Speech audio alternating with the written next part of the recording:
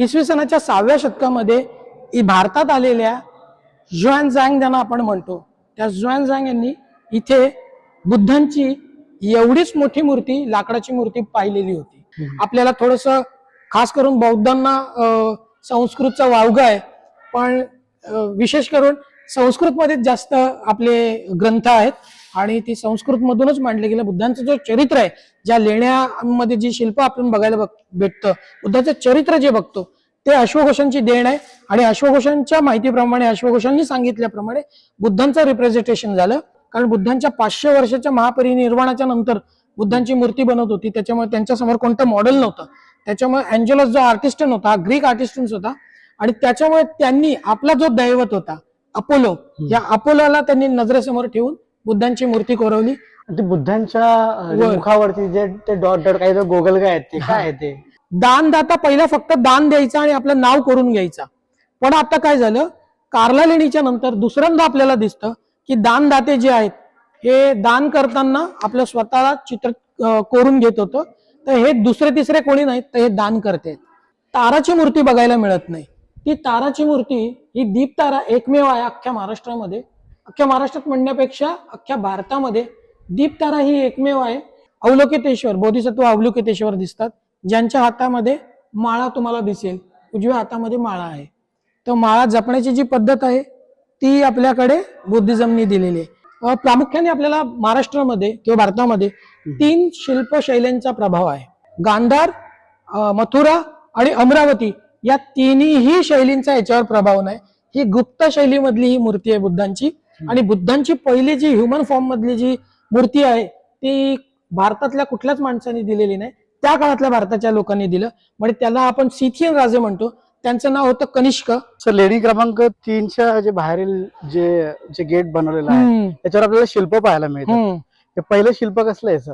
हे त्या काळातले जे नागराजे होते त्यांच्या डोक्यावर नागफण आहे, हुड म्हणतो आपण, स्नेक हुड आहेत तिथं. त्या काळचा पेहरावा होता. सातवाहन राजांच्या काळामध्ये याला खूप व्हॅल्यू होती आणि सातवाहन काळामध्ये यांना डोक्यावरून नागफणा मिरवायचा. नागवंशी असल्या कारणाने या भूमीचे लोक नागवंशी होते, त्याच्यामुळे त्यांच्या डोक्यावर हे टोटेम होतं त्या काळातलं, तर त्यांच्या डोक्यावरती ते नागफणा मिरवायचे. आता ही रिप्रेझेंटेशन आहे. त्या काळातल्या ज्या वास्तू होत्या त्या वास्तू पूर्णपणे लाकडाच्या होत्या. त्या लाकडांनाच परिवर्तित त्यांनी दगडांमध्ये केलेलं आहे. इथे बरेचशी शिल्प आहेत, ती आपण समजून घ्या. इथे रिप्रेझेंटेशन आहे. खालच्या भागातून फुलांचं अंकन आहे. इथे खाली फुल दिसतं, तर खाली यक्ष दिसतात. त्या प्रत्येक यक्षाला 4-4 हात आहेत. ते प्रत्येक यक्ष 4 हात घेऊन फिरतोय आणि तो रक्षणार्थ तिथे आहे. वर वेदिका आहेत, वर वेदिका दिसते आपल्याला आजही. अशा वेदिका सांचीचा जो स्तूप आहे त्याच्यावर दिसतं. तर असं कधी काळी जे रिप्रेझेंटेशन होतं ते आपल्याला सोपाऱ्यावर पण होत होतं. सोपाऱ्याला सुद्धा, सोपारा स्तूप हा लाकडाचा होता, तो आज लाकडाचा नाहीये, आज फक्त विटा मातींचा ढिगारा राहिलाय. पण सांची स्तूपाच्या आधी देखील सोपाऱ्याचा स्तूप निर्माण केलेला होता. सोपारा स्तूपावर कधी काळी लाकडाचं काम होतं. आता ते पूर्ण नष्ट होऊन विटा मातींचं आहे. तर मी 4 हात जे म्हणत होतो ते तुम्हाला इथं क्लिअर कट दिसेल की इथे 4 हात आहेत. हा जो दगड आहे हा जो उल्कापातातून बाहेर जे पडलेले गॅसेस आहेत त्याच्यामुळे हे फुगे फुगे बबल्स दिसत आहेत आपल्याला. त्याच्यामुळे हा थोडासा जीर्ण अवस्थेतला आहे. इथे तुम्हाला ते सगळे यक्ष दिसतात आणि इथे सगळे प्राणी दिसतात. खास करून मी हे दाखवेन की ह्याच्यामध्ये हत्ती आहेत, बैल आहे, इथे बैलांचं रिप्रेझेंटेशन दिसतं. पण इथे उंट आहे की ज्याला 2 हंप आहेत, याला 2 पाठीवरती 2 कुबड आहेत. तर हा बॅक्टेरियन उंट होता. एक तर बॅक्टेरियन आर्टिस्टंट इथं आला होता की बॅक्टेरियन उंट त्याला माहिती होतं. त्याचं रिप्रेझेंटेशन इथं आपल्याला बघायला मिळतं. ही वास्तू एक मध्ये आहे, तिच्याबद्दल आपण नंतर सांगू. पण इथे आपण 3 नंबरच्या लेणीमध्ये जाऊन 3 नंबरची लेणी समजून घेऊ. हे प्रोटेक्टर म्हणून किंवा गार्डियन्स म्हणून ते इथे आपल्याला दिसतात. हे जे शिल्प आहे ते दोन्ही साईडला त्याची पडझड झालेली आहे. हे आनंदाने रक्षण करते म्हणून ते स्वतःला समजून घ्यायचे म्हणून ते दिसतात. यांचा डोकं जे होतं, जेव्हा कधी इथले सगळं नष्ट झालं आणि इथे बदलताना इसवी सनाच्या 15व्या शतकामध्ये पोर्तुगीजांनी त्यांना बॅप्टिसाइज केलं. 1539 मध्ये इथे पोर्तुगीज पादरी आलेले होते, फादर आलेले होते. त्यांनी इथल्या प्रमुख बदंतांना बॅप्टिसाइज केलं आणि बॅप्टिसाइज केल्यानंतर मग इथून ते बदंत गेले आणि इथे बरेचशी नासधूस पोर्तुगीजाच्या काळामध्ये त्यांनी मोठ्या प्रमाणामध्ये जे म्हणजे कवायती केलेल्या होत्या, आपल्या तोफगोळ्यांच्या कवायती किंवा बंदुकीची कवायती, त्या इथल्या शिल्पांवर केलेली होती. त्याच्यामुळे बऱ्याचशा शिल्पांची जी नासधूस झाली ती बघायला मिळते. तर अशा बऱ्याच गोष्टी आहेत की ते आपल्याला समजून घेता येतात. इथे 2 स्तंभ आहेत, इथे एक स्तंभ आहे, इथे एक स्तंभ आहे, याची देखील आपण माहिती घेऊया. तर हे जे स्तंभ आहेत, हे या लेणीवर कुठल्या लेणीचा प्रभाव आहे, म्हणजे ही जी लेणी आहे, तर या लेणीवर पूर्णपणे कार्ला लेणी जी आहे लोणावळ्यातली, त्या कार्ला लेणीचा प्रभाव या लेणीवर आहे. सगळ्यात उत्कृष्ट चैत्यगृह कुठं असेल तर तो कार्ला लेणीवर आहे. आणि कार्ला लेणीची त्याच्या बरोबरीची लेणी, तिचा प्रभाव म्हणजे आपण जेव्हा बुद्धिस्ट आर्किटेक्टचा विचार करतो, त्या बुद्धिस्ट आर्किटेक्टचा जेव्हा विचार करतो ना, तेव्हा स्पष्ट जाणवतं आपल्याला जो फ्लोर प्लान आहे तो पूर्णपणे कार्ला लेणीवरून अडॉप्ट केलेला आहे. त्याच्यामुळे कार्ला लेणीचा पूर्णपणे प्रभाव या लेणीवर आहे. सगळ्यात मोठा जो चैत्यगृह आहे तो कार्ल्याला आहे, त्याच्यानंतरचा हा 2 नंबरचा गणला जातो. तर त्या हिशोबाप्रमाणे इथे 2 स्तंभ बघायला मिळतात. हा जो स्तंभ आहे ह्याला यक्षस्तंभ म्हणतो आपण, ज्याच्यावर कधी काळी धम्मचक्र होता दगडी. याच्यावर वरच्या भागात धम्मचक्र होता जो दगडाचा होता, पण तो खाली पडून नष्ट झाला. यक्ष शिल्प आहे त्यांच्या हो, त्याच्यावर यक्ष दिसतो, तो भारवक यक्ष वर दिसतात. ते एक हात वर केलेला, एक कमरेवर आहे, तर त्याला आपण यक्ष म्हणतो. यक्ष, गंधर्व, किन्नर हे लोक सगळेजण बुद्धांच्या सेवेत असायचे, असा रेफरन्सेस आपल्याला मिळतो. हा जसा एक स्तंभ आहे तसाच इकडे पण स्तंभ आहे. आणि हा स्तंभ पूर्णपणे याच्यावर पण कधी काळी धम्मचक्र होता जो दगडाचा होता, तो नष्ट झाला. असेच 2 स्तंभ कार्ला लेणीवर पण होते. त्याच्यातला एक स्तंभ आज जो सिंहस्तंभ आहे तो अस्तित्वात आहे, आणि जो दुसरा स्तंभ आहे तो नष्ट झालेला आहे. असा तो लेण्यांचा जो आपला आर्किटेक्ट आहे, तो फ्लोर प्लान आहे, तो कार्ला लेणीवरून अडॉप्ट केले गेलेला आहे. आणि ही सगळ्यात मोठी आणि सगळ्यात पवित्र वास्तू जी कुठली असेल तर ही इथली आहे. बुद्धिझमच्या अनुषंगाने, बुद्धिझमशी रिलेटेड सगळ्यात मोठी वास्तू, सगळ्यात पवित्र ठिकाण जर कोणतं असेल तर ती ही आहे. तिला आपण चैत्यगृह म्हणतो.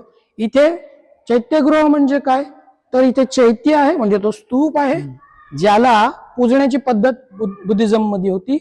हे त्यांचं पवित्र स्थळ आहे. सर इथे मागच्या वेळेस मी येऊन गेलो, हो. तरी चप्पल काढताना लोक दिसतात, पण त्यावेळेस कोणी चप्पल इथे काढत नव्हतं. आता हा प्रभाव काय आहे की इथे जे सिक्युरिटीज आहेत ते ओळखतात, आणि त्यांना माहिती आहे की मी आलोय, किंवा आपल्यासारखे लोक येतो तेव्हा त्यांना कळतं, आणि मग ते बाकीच्यांना सांगतात की शूज काढा. तर ही पवित्र स्थळ आहे. इथे कधी काळी बुद्धांचे शारीरिक धातू होते. जसं आपण इतर संप्रदायांचे जशी मंदिर, चर्च असतात, तसं बुद्धिझम मध्ये हा तो पवित्र स्थळ आहे की जिथे बुद्धांच्या प्रती श्रद्धा व्यक्त केली जात होती. श्रद्धा हा शब्द म्हणण्यापेक्षा कृतज्ञता हा शब्द वापरणं योग्य राहील. कृतज्ञता व्यक्त करायला पाहिजे. जसं आपण मंदिरांमध्ये जातो तसंच ही पवित्र स्थळ आहे, त्याच्यामुळे सगळ्यांनी शूज काढून गेलं पाहिजे. आपण चप्पल काढून आतमध्ये प्रवेश करायला पाहिजे, कारण की ही पवित्र वास्तू आहे. आणि तिकडे ज्या वेळेला चैत्यगृहामध्ये किंवा ज्या वेळेला जो स्तूप असेल त्याच्याकडे डिरेक्टली न जाता त्याला पद्धत होती की डाव्या बाजूनी त्याला प्रदक्षिणा घालून उजव्या बाजूनी येऊन मग मध्ये जाऊन त्याला वंदन करण्याची पद्धत पूर्वीपासूनच होती. तर ती आज आपण फॉलो नाही करत, पण आता कोणी फॉलो नाही करत आहे, पण आपण फॉलो करूया. आपण आता डाव्या बाजूनी क्लॉकवाईज जाऊया. डाव्या बाजूनी जाऊन बरोबर त्याचं प्रदक्षिणा पथ आहे, याला प्रदक्षिणा पथच म्हणतात. हा आता आहे नंतरच्या काळात इतर संप्रदायांनी स्वीकारलं. तर प्रदक्षिणा कोणाच्या प्रती घालायची आहे, तर बुद्धांच्या प्रती घालायची.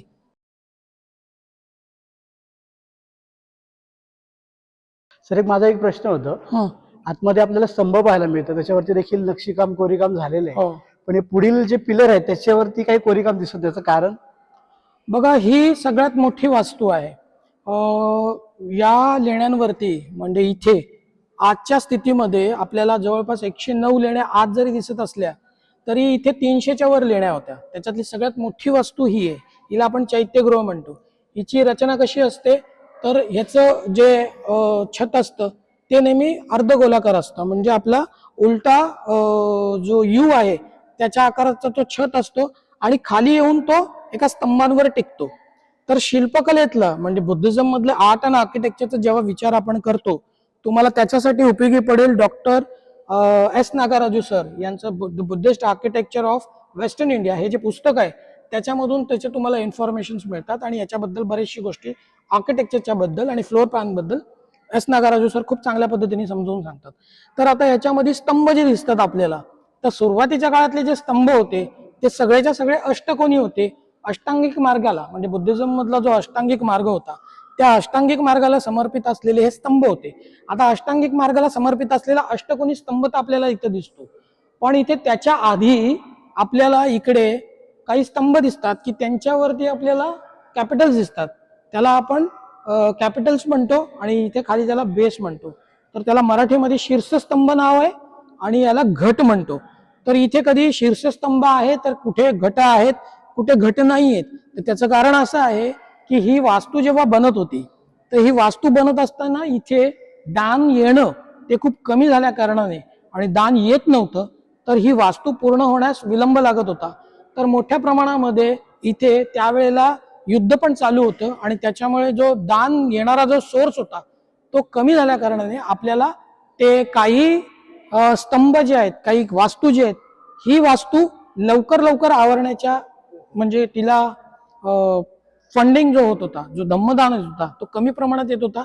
त्याच्यामुळं कलाकुसर करण्यामध्ये जास्त वेळ न दडवता इथे पटकन तयार करण्यासाठी आपण इथे काम केलेलं बघतो. तर इकडचे जे सगळे स्तंभ आहेत त्याला आपल्याला शीर्षस्तंभ दिसत नाही किंवा घटही दिसत नाही, पण इकडच्या ह्याच्यामध्ये तुम्हाला ते शीर्षस्तंभ दिसतात कारण की इकडचा कलाकार पुढे निघून गेलेला होता.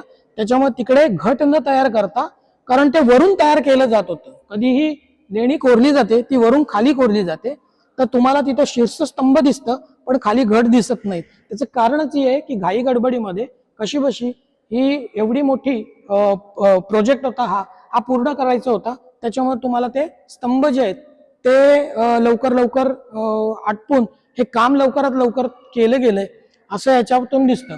आता तुम्हाला प्रश्न पडेल की ही वास्तू पटपट करण्यासाठी किंवा तिच्यासाठी जो दान आणलं जात होतं ते कोणाच्या माध्यमातून आणलं जात होतं, कोणी आणलेलं होतं? तर ही वास्तू तयार करण्यासाठी किंवा ही वास्तू तयार होण्यासाठी सगळ्यात जास्त परिश्रम ज्या बदंतांनी घेतलं त्यांचं ही वास्तू पूर्ण होण्याच्या आधीच त्यांचं निर्माण झालेलं होतं. तर ते त्यांचं निर्माण झालेलं होतं. त्यांच्या स्मृतीप्रित्यर्थ बाहेर स्तूप आहे, जे धम्मपाल नावाचे जे बदंत होते त्यांच्या नावाचा स्तूप आहे, जो बरोबर ही जी लेणी आहे त्याच्या उजव्या बाजूला आहे आणि ती थोड्याशा याच्या प्रांगणाच्या आतमध्येच येते. तर अशा या बदंतांच्यासाठी ही वास्तू तयार होण्याआधी त्यांचं निर्माण झालेलं होतं. त्याच्यामुळे त्यांचा तो स्तूपही 4 नंबर मध्ये बघायला मिळतो. तर ही वास्तू त्या प्रकारची हा सगळ्यात मोठा चैत्यगृह आहे. कार्ला लेणीच्या नंतर सगळ्यात मोठा जर चैत्यगृह कुठला असेल तर तो हाच आहे आणि याच्यानंतर दुसरं कुठली वास्तू नाही. सर ते आपल्याला जे पुढे जे आपल्याला जे दिसतंय ते स्तूपाच्या समोरील जे कोरीवकाम आहे चौकोनी आकाराचे काय आहे सर तिथे? जमिनीमध्ये जे खाली जे खोल खड्डे जे आहेत तर आपल्याला ते खोल खड्डे काय आहेत हे आज दिसून येत नाहीत. तर आज ते खाली जे जमिनीत आपण जे कॉन्क्रिटिंग केलेलं आहे पण तिथे पुरातत्व खात्याने ते आजही खड्डे ठेवलेले आहेत. त्याचं कारण असं आहे, इसवी सनाच्या 6व्या शतकामध्ये भारतात आलेल्या झुआनझांग ज्यांना आपण म्हणतो त्या झुआनझांग यांनी इथे बुद्धांची एवढीच मोठी मूर्ती, लाकडाची मूर्ती पाहिलेली होती. त्यांच्या प्रवास वर्णनात त्यांनी ते नोंद करून ठेवलेली आहे की इथे हे स्थविरवादी मान्यतेप्रमाणे बुद्धांना आपण स्तूपातून पुजतो. तर इथे महायानी पद्धतीच्या किंवा महासांघिकांच्या पद्धतीप्रमाणे बुद्धांचं रिप्रेझेंटेशन दिसत नाही. तर आपल्याला इथे स्थविरवादी, थेरवादी आपण ज्यांना म्हणतो त्या थेरवादी मान्यतेप्रमाणे इथे बुद्धांचं जे रिप्रेझेंटेशन आहे ते स्तूपातून दिसतं. पण नंतरच्या काळामध्ये जेव्हा महासांघिक आले, महासांघिकांनी बुद्धांची लाकडाची इतकीच मोठी मूर्ती बनवलेली होती आणि त्याचा जो बेस होता तो बेस तिथे दिसतो. त्या बेस जो आहे तो बेसची जागा आहे आणि त्याच्यावर बुद्धांची तेवढीच मोठी मूर्ती होती जी आज काळोखात नष्ट झालेली आहे. त्या ठिकाणी गौतम बुद्धांची मूर्ती होती, बुद्धांची मूर्ती होती जी बुद्ध तत्वज्ञान समजून घेण्यासाठी 6व्या शतकात आलेले जे झुआनझांग होते ते या भूमीत आलेले होते. त्यांनी या नोंदी करून ठेवलेले आहेत. त्याच्यामुळे आपल्या बऱ्याचशा गोष्टी कळतात. आणि स्तूपावर देखील चौकोनी आकार दिसतोय. हो, जेव्हा कधी ह्याला सुशोभित करायचं असेल तेव्हा लाकडाच्या काही गोष्टी अडकवण्यासाठी त्यांचं ते अंकन आहे. तिथे कधीही जे दिवे लावले जात नव्हते. हे आत्ताच्या काळात तो काळपटपणा आलाय, तो नंतरच्या काळात आलाय. आता वगैरे दिवे लावतो आपण, आता दिवे लावले जातात पण तिथे त्यावेळेला तिथे लावलं जात नव्हतं. ते खाली बेसवर लावलं जात होतं, आज नाही लावलं जात. इथे लाकूड काम होता तो पूर्णपणे नष्ट झालाय. रंगकाम होतं म्हणून तिकडे हो, तिथे लाकूड काम होतं. नाही, जेव्हा एखादा कार्यक्रम असेल, कुठली पौर्णिमा असेल किंवा एखादा मंगल प्रसंग असेल, त्या मंगल प्रसंगी त्याला सुशोभित केलं जायचं. त्याच्यासाठी ते खुंट्या अटकवण्यासाठीचे ते चौकनी आहेत. त्याचा दिवे लावण्यासाठी कधी उपयोग होत नव्हता. आत्ताच्या काळात मात्र दिवे लावले जातात, जे संपूर्णपणे चुकीचं आहे. सर, या पिलरच्या वरच्या साईडला हत्तीला शिल्प दिसतं आणि हत्तीवरती आपल्याला जे शिल्प दिसतात ते नक्की कोणाचे आहेत ते? ह्या त्या काळच्या मान्यता होत्या. आपण जे आता त्याला शीर्षस्तंभ म्हणतो, म्हणजे इंग्लिशमध्ये त्याला कॅपिटल्स म्हणतात. खाली बेस असतं, वर शीर्षस्तंभ असतात.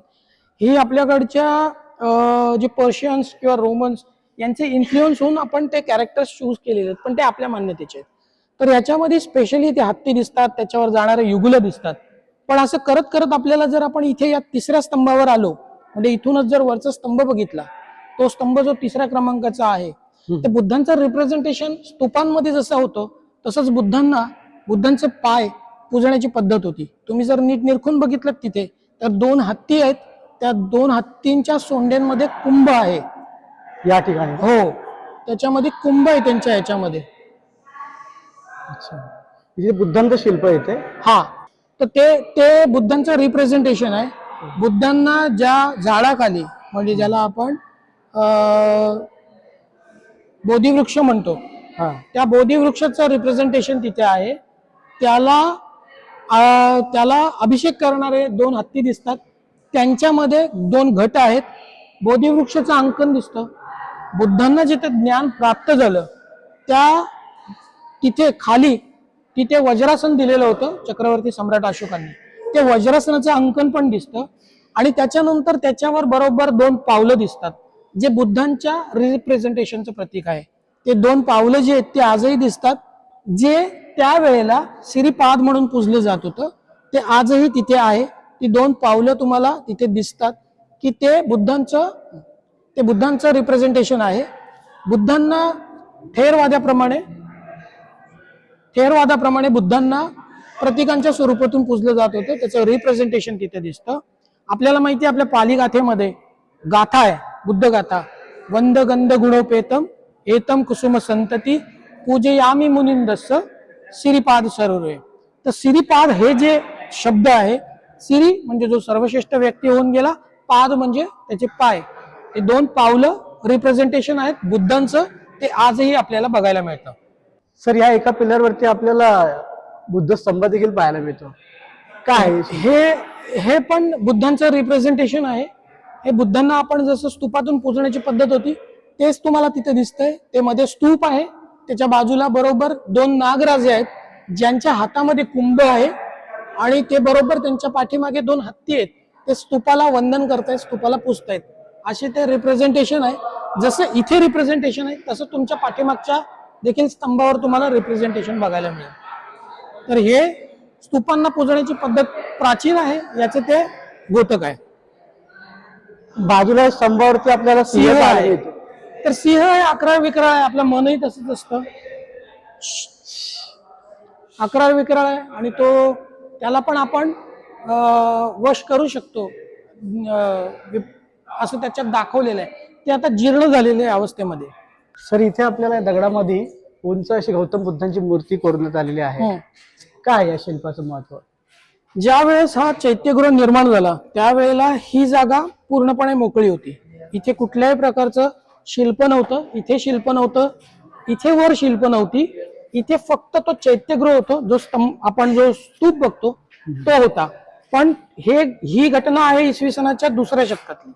आता 2ऱ्या शतकाची आहे हे सांगण्यासाठी माझ्याकडे पुरावा काय आहे, तर आपण जेव्हा या चैत्यगृहाच्या प्रांगणात येतो, 2 स्तंभ आहेत. एक तो स्तंभ आहे आणि हा एक स्तंभ आहे. या 2 स्तंभांवरती असलेले शिलालेख आहेत. हे इसवी सनाच्या 180च्या आसपासचं ते शिलालेख आहेत. आता त्यावेळेला इथला सातवंत राजांच्या कार्यकाळात हा सगळा परिसर जो आहे बुद्धिझमशी व्यापलेला होता. आणि त्यावेळी सातकर्णी राजा जो होता, गौतमीपुत्र सातकर्णी, याचा इथे वर्चस्व होतं, इथे त्याचं राज्य होतं. आणि गौतमीपुत्र सातकर्णी यांच्या काळामध्ये ही लेणी जी आहे ही 2ऱ्या शतकात निर्माण झाली. तोपर्यंत इथे बुद्धांचं रिप्रेझेंटेशन ह्युमन फॉर्म मध्ये, म्हणजे मानवीय स्वरूपात बुद्धांचं रिप्रेझेंटेशन होत नव्हतं. तोपर्यंत प्रचलनात आलेलं नव्हतं. इथे तोपर्यंत बुद्धांना आपण स्तूपांच्या आणि प्रतीकांच्या माध्यमातून पूजत होतो. 5व्या शतकानंतर, इसवी सनाचं 5वं शतक उजेडलेलं होतं. 5व्या शतकानंतर इथे मोठ्या प्रमाणामध्ये ही जवळपास 40 ते 45 फुटाची जी मूर्ती आहे ही कोरली गेली.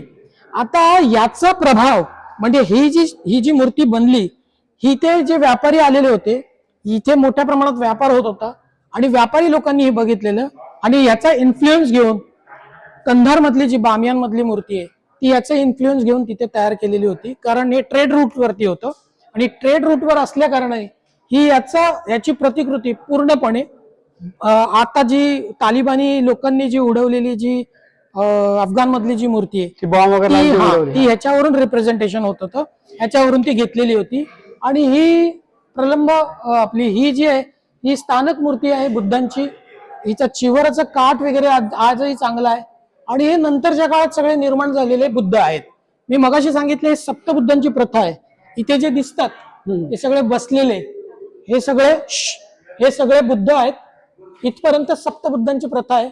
इथे नंतर 8वे जे दिसतात, ज्यांचा चेहरा भग्न झालेला आहे, जो चेहरा तोडलेला आहे, यांना आपण मैत्रेय बोधिसत्व म्हणतो. तर मैत्रेय बोधिसत्व तेच आहेत. म्हणजे त्यावेळेच्या बुद्धिझमची जी मान्यता होती त्याप्रमाणे त्यावेळेला सप्तबुद्ध येतात आणि 8वे बोधिसत्व येतात. त्या बोधिसत्वांना मैत्रेय बोधिसत्व असं म्हणतात. तर हे मैत्रेय बोधिसत्वांचे ते अंकन आहे. इथे आपल्याला बरेचसे बुद्ध ध्यान अवस्थेत दिसतात, ध्यान मुद्रेमध्ये दिसतात. त्यांचे जी पोश्चर आहे, त्यांच्या हातांची जी ठेवण आहे, तर ती व्याख्यान मुद्रा आहे किंवा तिला धम्मचक्र प्रवर्तन मुद्रा म्हणतो आपण खास करून. त्याच्यानंतर बाजूला प्रलंबपात अवस्थेमध्ये बसतो, पुन्हा ध्यान अवस्थेमध्ये मांडी घातलेली बघतो. पण ते मात्र जे सुरुवातीच्या काळातले जे आहेत बोधिसत्व ते मात्र ध्यानस्थ आहेत, अलंकृत आहेत. त्यांच्या शरीरावरती बरीचशी आभूषणं आहेत आणि त्यांचं वयही देखील त्याच काळातलं आहे ज्या वेळेला बुद्धांनी म्हणजे सिद्धार्थ बुद्धत्व होण्याच्या आधीची जी त्यांचं वय होतं त्या अनुषंगाने ते आहेत, ते दिसतं आपल्याला. आणि त्यांच्या अंगावर दागदागिने असतात. बाकीच्या बुद्धांच्या अंगावर तुम्हाला चिवराच्या ऐवजी काहीच दिसणार नाही. तर असं हे सप्तबुद्धांची प्रथा होती, ही त्या काळापर्यंत होती. खूप कमी लेण्यांवरती तुम्हाला सप्तबुद्धांची प्रथा बघायला मिळते. इथे खास करून अख्ख्या लेणी समुदायामध्ये महाराष्ट्रामधल्या कुठल्याच लेणींवरती ताराची मूर्ती बघायला मिळत नाही. ती ताराची मूर्ती ही दीपतारा एकमेव आहे अख्ख्या महाराष्ट्रामध्ये. अख्ख्या महाराष्ट्रात म्हणण्यापेक्षा अख्ख्या भारतामध्ये दीपतारा ही एकमेव आहे. प्रत्येक दिशेची एक वेगळी तारा होती. या तारेला पूजण्याची पद्धत होती आपल्याकडे आणि ती नंतरच्या काळात साधारण 6व्या शतकानंतर तिचं रिप्रेझेंटेशन दिसतं. तर इथे त्यांच्या बाजूला आपल्याला वज्रायन पंथाचे अवलोकितेश्वर बोधिसत्व अवलोकितेश्वर दिसतात, ज्यांच्या हातामध्ये माळा तुम्हाला दिसेल. उजव्या हातामध्ये माळा आहे. तर माळा जपण्याची जी पद्धत आहे ती आपल्याकडे बुद्धिझमनी दिलेली आहे. ते ही ताराच्या बाजूला ते बोधिसत्व दिसतात, तर त्यांच्या हातामध्ये माळा आहे.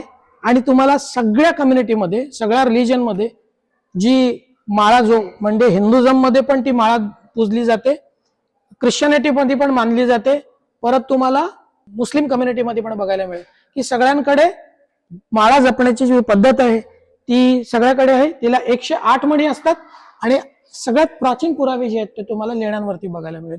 जसे इथे बघायला मिळतं तसंच तुम्हाला आपल्याला माणगाव जवळची कुडा मांदळ म्हणून एक लेणी आहे, तिथे सुद्धा बघायला मिळेल. कुडा लेणीवर पण ते बघायला मिळेल.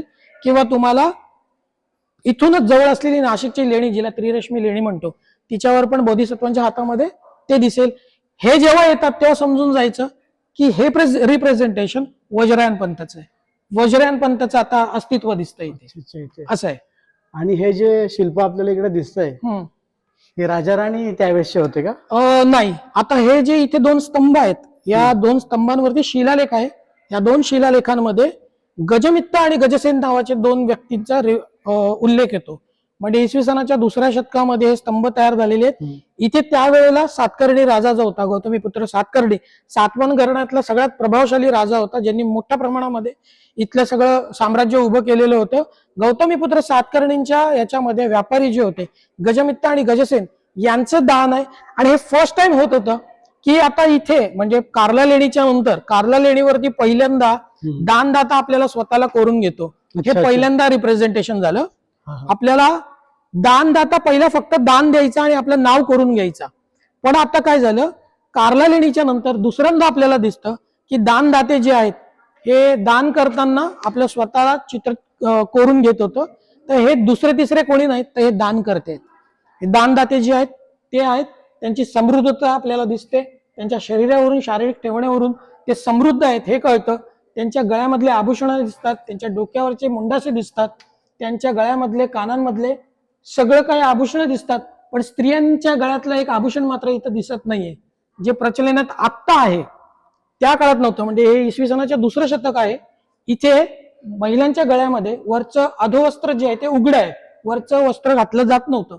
पण त्यांच्या गळ्यामध्ये एक आभूषण जे आहे ते मिसिंग आहे, ते म्हणजे मंगळसूत्र. त्या काळी मंगळसूत्र घातलं जात नव्हतं.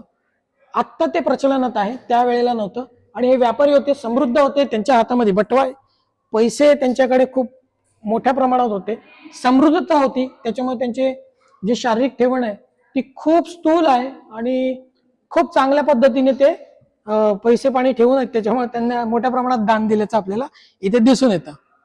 म्हणजे ज्यांनी दान दिलं नंतर नंतर मग त्यांचे ते पूर्वी असं प्रचलनात होतं. म्हणजे सुरुवातीच्या काळातल्या ज्या लेण्या आहेत त्याच्यामध्ये असं होतं की ते फक्त दान द्यायचे, दानकर्त्यांचं नाव असायचं. पण कार्ला लेणी ही पहिल्यांदा अशी आहे की कार्ला लेणीवरती दान करता स्वतःला कोरून घेतो. त्याच्यानंतर आपल्याला या लेणीवर पण बघायला मिळतं की दान करता स्वतःला इथे रिप्रेझेंट करतो. कार्ला लेणीवर देखील शिल्प दिसतं, ते देखील ते दान करते, त्यांना मिथून शिल्प म्हणतात. पण हे दान करते आहेत असं काही विद्वानांचं मत आहे आणि बऱ्याचशा गोष्टी आपल्याला या शिल्पातून समजून येतात. इथे खास करून ही जी शिल्प आहेत हे जे आपण बघतो, तर हिच्यावरती प्रामुख्याने आपल्याला महाराष्ट्रामध्ये किंवा भारतामध्ये 3 शिल्पशैल्यांचा प्रभाव आहे. म्हणजे स्कूल्स म्हणतात त्यांना. तर 3 शिल्पशैल्या म्हणजे कोणत्या कोणत्या? तर एक गांधार शैली आहे, मथुरा शैली आहे आणि अमरावती शैली आहे. तर इकडे गांधार, मथुरा आणि अमरावती या तिन्ही शैलींचा याच्यावर प्रभाव नाही. ही गुप्त शैलीमधली ही मूर्ती आहे बुद्धांची. आणि बुद्धांची पहिली जी ह्युमन फॉर्म मधली जी मूर्ती आहे ती भारतातल्या कुठल्याच माणसाने दिलेली नाही, त्या काळातल्या भारताच्या लोकांनी दिलं. म्हणजे त्याला आपण सिथियन राजे म्हणतो. त्यांचं नाव होतं कनिष्क. हे इसवी सन 1ल्या शतकामध्ये होऊन गेले, गांधार प्रदेशात होऊन गेले. गांधार प्रदेश आज कुठे आहे? तर अफगाणिस्तान मधला जो कंधार ज्याला म्हणतो तो प्राचीन काळातला गंधार आहे. आणि तिथे पहिल्यांदा ते सिथियन राजे होते. त्यांनी पहिल्यांदा अश्वघोष जे बदंत होऊन गेले, महान आचार्य होते, ज्यांनी बुद्धांचं चरित्र लिहिलं. बुद्ध चरित्रम नावाचा ग्रंथ आहे संस्कृत मधून. आपल्याला थोडस खास करून बौद्धांना संस्कृतचा वावगा आहे, पण विशेष करून संस्कृत मध्ये जास्त आपले ग्रंथ आहेत आणि ती संस्कृत मधूनच मांडले गेले. बुद्धांचं जो चरित्र आहे, ज्या लेण्यामध्ये जी शिल्प आपण बघायला भेटतं, बुद्धाचं चरित्र जे बघतो ते अश्वघोषांची देण आहे. आणि अश्वघोषांच्या माहितीप्रमाणे, अश्वघोषांनी सांगितल्याप्रमाणे बुद्धांचं रिप्रेझेंटेशन झालं. त्यावेळेला ग्रीक आर्टिस्टन्स होता, त्याचं नाव अँजेलो होतं. त्या अँजेलोने पहिल्यांदा बुद्धांची मानवीय स्वरूपातली मूर्ती कोरली, जी अस्सल सोन्याची होती.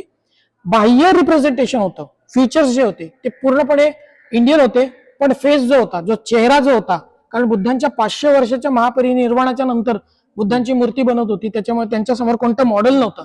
त्याच्यामुळे अँजेलस जो आर्टिस्टन होता, ग्रीक आर्टिस्टन्स होता. आणि त्याच्यामुळे त्यांनी आपला जो दैवत होता अपोलो, या अपोलोला त्यांनी नजरेसमोर ठेवून बुद्धांची मूर्ती कोरवली. आज जो चेहरा आपण बुद्धांचा बघतो तो नन अदर दॅन अपोलो, हे ग्रीक देवता आहे, त्याच्यावरून घेण्यात आलेलं आहे. बाहेरील फीचर्स पूर्णपणे इंडियन्स आहेत. ते बुद्धांच्या मुखावरती जे ते डॉट डॉट काही गोगल काय आहेत ते काय आहे ते? बुद्धांच्या डोक्यावरती बुद्धांचे जे शुभचिन्ह आणि जी लक्षणं होती ती शुभचिन्ह आणि 80 व्यंजनं होती. तर ते रिप्रेझेंट करण्यासाठी बुद्ध इतरांपेक्षा सामान्य नाहीत, एकदम वेगळे आहेत. हे रिप्रेझेंट करण्यासाठी बुद्धांचे कान लांब दाखवले, केसांना जे गोगलगाई नाहीये त्याला उष्णीश म्हणतात, ते वरती जे दिसतंय ते. तर ते ज्ञान प्राप्त झाल्यानंतर बुद्ध तुमच्या माझ्यासारखेच होते, पण he was a very different person. ते रिप्रेझेंट करण्यासाठी त्यांचे बाह्य फीचर्स आपल्याला दाखवतात. बुद्धांचे कान लांब होते, अजान भाऊ होते, म्हणजे त्यांचे हात लांब होते, जीभ मोठी होती. अशा बाह्य गोष्टीतून ते फीचर्स मधून त्यांना दाखवले होते की ही वॉज अ स्पेशल. पण तसं नव्हतं. बुद्ध तत्वज्ञानाला महत्व होतं, बुद्धांच्या तत्वज्ञानाला खूप मानलं जात होतं.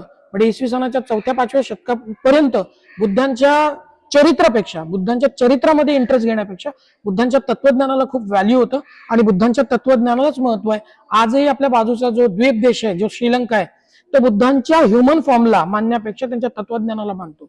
आपल्याकडे तो अभाव आहे. आपण बुद्धांना रिप्रेझेंटेशन मध्ये गुंतून राहिलो आणि बुद्धांचं जे बुद्ध सम्यक संबुद्ध तुमच्या माझ्यासारखे होते, त्यांना अलौकिक तत्वावर आपण मानायला लागलो आणि त्या अलौकिकतेमध्ये आपण गुंतून राहिलो आणि मूळ बुद्धांचं तत्वज्ञान आहे ते कुठेतरी मागे पडलं आणि आपण त्याच्यापासून लांब होऊन गेलो आणि मग त्याच्यामुळे आपला ऱ्हास झाला, असं त्याचं आहे. ते बऱ्याचशा गोष्टी आहेत, बुद्धांचं रिप्रेझेंटेशन असतं.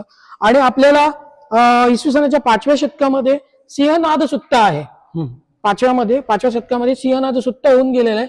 तर सिंहनाद सुत्तामध्ये ज्या 5व्या शतकामध्ये ते लिपिबद्ध झालं. सिंहनाद सुत्तामध्ये बुद्धांचं वर्णन केलं गेलेलं आहे. सिंहनाद सुत्त तुम्ही आज पण युट्यूबवर जाऊन सर्च करू शकता. तर सिंहनाद सुत्तामध्ये बुद्धांची वर्णन आहेत पूर्ण, की बुद्ध चालतात कसे, दिसतात कसे, त्यांची कांती कशी आहे, त्यांची स्किन कशी आहे, त्यांची आभा कशी आहे, याच्यावरती त्यांनी डिस्क्राईब केलेलं आहे. तर हे सगळं तुम्हाला ऐकायला मिळतं त्याच्यामध्ये. अच्छा, म्हणजे ही आज आपण जी मूर्ती बघतोय कांदेर लेणीवरती, आता ते अफगाणिस्तानमध्ये ते बामियानमध्ये ते बॉम्ब लावून ते तालिबानांनी मूर्तीवर उडवली, ती याच प्रकारची मूर्ती होती तिथे. याच प्रकारची मूर्ती होती, हीच होती, हिचाच इन्फ्लुएन्स घेऊन त्यांनी बामियानमध्ये मूर्ती बनवली. ती अस्सल तिचा ढोबळ आकार बनवलेला होता, चिखलाने तिला म्हणजे मड प्लास्टर होता, त्या मड प्लास्टरने त्याला रंगवलेलं होतं. ती पेंटेड होती, तिला चांगल्या प्रकारे रंगवलेलं होतं, ती बाहेरून दिसायची, चमकायची.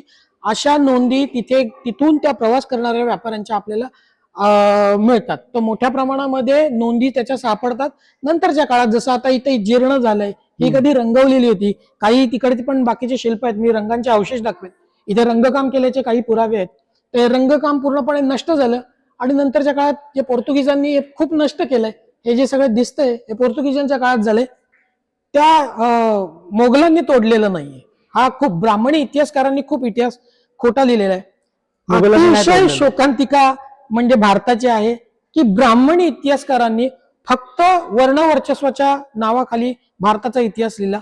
खरा इतिहास भारताचा लिहिला गेलेला नाहीये. खरा इतिहास खूप काही वेगळा आहे. विशिष्ट लोकांनी, विशिष्ट संप्रदायांनी आपलं वर्चस्व राहावं म्हणून जो काही इतिहास लिहिला त्याला इतिहास नाही म्हणत आहे, तो खूप खोटा इतिहास आहे. इथे खूप वेगळा इतिहास आहे. आपल्या भारताचा इतिहास तो खूप वेगळ्या पद्धतीने लिहिला गेलाय. आज पुस्तकांमध्ये जो इतिहास सापडतो तो खूप वेगळा आहे. मंडपेश्वर लेणीवरती सर शिल्प तोडून तिथे पोर्तुगीजांनी त्यांनी क्रॉस तयार केलेला आहे. हो, आता मंडपेश्वर लेणीच्या विषयी मी म्हणेन, मला आपण कधीतरी मंडपेश्वर लेणीवरती जाऊ. मंडपेश्वर लेणीवरती कितीही आरडाओरडू म्हटलं की ती बौद्धांची लेणी नाहीये, तरी तिच्या नावातच बौद्धत्व आहे. हे कसं? तर जेव्हा आपण बुद्धिस्ट आर्किटेक्चरचा अभ्यास करतो तेव्हा लक्षात येतं की एक मंडप हा म्हणून एक शब्द येतो. मंडप आपण गेल्यानंतर दाखवू, एक मोठा स्पेस असतो जिथे गॅदरिंग होण्यासाठी जे लागतं. आजही आपण मंडप कशाला म्हणतो, तर आजही आपल्याकडे प्रचलनात शब्द आहे मंडप. तो मंडपचाच अपभ्रंश झालाय मंडपेश्वरी. हे नन अदर दॅन बुद्धिस्ट स्थापत्य आहे तो. आणि तिथे कधीही ते शिवलिंग नव्हतं. शिवलिंग हे फर्टिलिटीचं प्रतीक आहे. फर्टिलिटीच्या प्रतीकाच्या व्यतिरिक्त काही नाही. तिथे कधीही तो शिवलिंग नव्हता. तुम्हाला 18व्या शतकातले पोर्तुगीजांचे, इंग्रजांचे फोटोग्राफ मिळतात, तिथे कधीही तो शिवलिंग नव्हता. 15व्या शतकात म्हणजे साधारण पोर्तुगीजांचं इथे 1539 मध्ये इथं आगमन झालं. जो इथे फादर आला त्यांनी इथलं बॅप्टिसाइज केलं इथल्या प्रमुख बदंतांना आणि त्यांच्या अखत्यारीत इथल्या लेण्या येत होत्या. कोणत्या कोणत्या? तर हे मुख्य केंद्र होतं, शैक्षणिक केंद्र होतं. हिच्या अखत्यारीत कोणती कोणती लेणी येत होती? तर जोगेश्वरी लेणी येत होती, मंडपेश्वर लेणी येत होती, जीवदानी बौद्ध लेणी येत होती, इथे पणनची लेणी येत होती, हिच्या अखत्यारीत येत होती घारापुरीची, ती देखील बौद्ध लेणी आहे. या सगळ्या लेण्या या प्रमुख केंद्र होतं. कानेरी हे प्रमुख केंद्र होतं आणि इथून सगळ्यांच्या जे महसूल येत होतं ते सगळे इथून येत होतं. याच्या नोंदी आपल्याला सापडतात. तुम्ही क्लिअर कट आपण जर गेलो तर आपल्याला बॉम्बे गॅजेटियर मध्ये त्यांच्या नोंदी आहेत. त्याच्यातून आपल्याला या बऱ्याचशा गोष्टी कळतात. तर इथल्या लोकांना, इथल्या प्रमुख बदंतांना बॅप्टिसाइज केल्यानंतर त्यांच्या अखत्यारीत येणाऱ्या ज्या लेण्या होत्या त्यांच्याशी त्यांच्या अखत्यारीत येणाऱ्या लेण्यांची जी जमिनी होती ती त्यांना देण्यात आलेली होती. याचे नोंदी आपल्याला सापडतात. तर मंडपेश्वर लेणी ही बौद्धच लेणी आहे आणि हे फक्त आत्ताच्या काळामध्ये लोकांनी तिच्यावर तो जो स्तूप आपला, तो जो शिवलिंग आहे तो आणून ठेवलेला आहे. तो नंतरच्या काळात विद्वानांना माहितीये की ती कधीच शैव लेणी नव्हती, ती बौद्धच लेणी होती. नंतरच्या काळात इंग्रजांनी सुद्धा त्याच्यावर चॅपल बनवलंय ज्याला आपण चर्च म्हणतो. तर बुद्धिझम मध्ये ना नवस पूर्ण झाल्यानंतर मनोती स्तूप दान देण्याची ही पद्धत होती त्यावेळेस. तर बऱ्याचशा लेणींवरती आपल्याला हे स्तूप जे दिसतात आहेत ते मनोती स्तूप आहेत. आज जे त्याचं जे पूजन होतंय शिवलिंगच्या रूपामध्ये, आज आपण एलिफंटा लेणीला देखील भेट दिली आहे. तिथे आतमधले जे गाईड आहेत ते सांगत असतात की हे शिवलिंग आहे. तर ते शिवलिंग नसून ते मनोती स्तूप आहेत. तर त्यावेळेस जे कोणी व्यापारी असेल, कोणी शेतकरी असेल, जर कोणी मोठा राजा असेल, त्याची इच्छा पूर्ण झाली असेल, त्यांनी जे नवस केला असेल बुद्धिझम मध्ये, बुद्धांना नवस केला असेल, त्यांचं नवस पूर्ण झाल्यानंतर त्यांनी ते मनोती स्तूप बुद्ध धम्माला दान दिलेलं आहे. चैत्यगडच्या डाव्या साईडला आपल्याला एक भिक्षू निवासस्थान पाहायला मिळतं. या ठिकाणी जे भंतीजी राहत होते ते या येथील जे लेणी क्रमांक 3 मधील जे चैत्यगृह आहे, जे स्तूप आहे, त्यासाठी देखरेख करत होते. ते देखरेख करणारे भंतीजी होते, त्यांची इथे ही राहण्याची खोली होती. बामियानमध्ये ज्या मूर्ती उडवल्या तालिबानांनी, तिथे तिसऱ्या बुद्ध मूर्तीला देखील रहस्य अजून आहे. निर्वाण मुद्रेमध्ये त्यांची महापरिनिर्वाण मुद्रेमध्ये ती आहे, पण ती जमिनीच्या खाली आहे असं त्याचं मत आहे. तिथे 2 मूर्त्या होत्या, 3 मूर्त्या होत्या टोटली. त्याच्यातल्या 2 मूर्त्या आपल्याला आपण आता बघतो की बामियानमध्ये त्या उडवल्या, जिचा इन्फ्लुएन्स या मूर्त्यांवरून घेतलेला आहे. म्हणजे ते आर्टिस्ट जे होते ते इथे आलेले होते आणि तिथे आपल्याला जी मूर्ती बघायला नाही मिळत आहे, जी महापरिनिर्वाण मुद्रेमध्ये आहे, तर ती महापरिनिर्वाण मुद्रेमधली जी मूर्ती आहे ती कुठेतरी जमिनी खाली आहे. तिचं अजून व्यवस्थित आपल्याला उत्खनन झालेलं नाहीये. आता जी तिथली व्यवस्था आहे त्यांनी जरी तोडलेली असली तरी त्यांना खंत आहे की आम्ही ती बुद्धांची मूर्ती तोडली. आता तिला प्रिझर्व करण्याचं काम मोठ्या प्रमाणात चायनाच्या बरोबर चालू आहे. पण ती महापरिनिर्वाण मुद्रेमधली अजून जी मूर्ती आहे ती अजून सापडलेली नाही, त्याच्यावर काम चालू आहे. भविष्यात तिचं आपल्याला ती कळेल की ती मूर्ती कुठे आहे. आणि ती तिथे चांगल्या प्रकारे प्रिझर्व केलेले पेंटिंग सुद्धा आहे. जी मूर्ती भग्न झाली तिच्या बाजूला वरच्या भागामध्ये आपण गेलो तर तिथे आजही पेंटिंग्स आपल्याला बघायला मिळतात. चिनी प्रवासी त्यांनी देखील त्यांच्या लेखामध्ये नोंद केलेली आहे. 6व्या शतकात होऊन गेलेले शुआन झांग जे आहेत, शुआन झांग यांनी त्यांच्या प्रवास वर्णनात सांगितलं की ती मूर्ती कशी होती आणि त्यांनी 3 मूर्त्यांचा उल्लेख केलेला आहे. त्याच्यातल्या 2 मूर्त्या ज्या आहेत त्या बामियानमध्ये तोडल्या. 3ऱ्या मूर्तीचं अजून रहस्य अजूनही कायम आहे की ते रहस्य अजून उलगडलेलं नाहीये. अशा बऱ्याचशा गोष्टी आहेत की ते उलगडणं खूप बाकी आहे अजूनपर्यंत. तर ज्या मूर्ती तोडली गेलेल्या आहे, मागे ऐकायला आलं होतं की चीन वगैरे तिचे डिजिटल वगैरे ते तयार करत आहेत. तिला आता रिप्रेझेंटेशन डिजिटल मध्ये होऊ शकतं, कारण की ते दगडांमध्ये होती. ते प्रस्तर जे होते ते तोडण्यात आलेलं आहे. तिचे जे रिमेन्स आहेत, तिचे जे अवशेष आहेत ते जोपासून ठेवलेले आहेत. तालिबानी सरकारने त्यांना आता दुःख होतंय की त्यांनी ते एक मोठा वारसा जो आहे त्यांच्या देशातला तो भग्न केलेला आहे. तर त्याच्यामध्ये ते रिमेन्स आहेत, पण आता तिला आपण निर्माण करू शकत नाही. म्हणून डिजिटली ते चायना गव्हर्नमेंट आणि तालिबानी गव्हर्नमेंट यांनी मिळून ते रात्रीच्या काळात रिप्रेझेंटेशन करतात. एवढंच ते काय करू शकतात त्याच्या काळात. ती कोणीतरी पुढे आलं आलं पाहिजे. ओके चलिए, थँक्यू.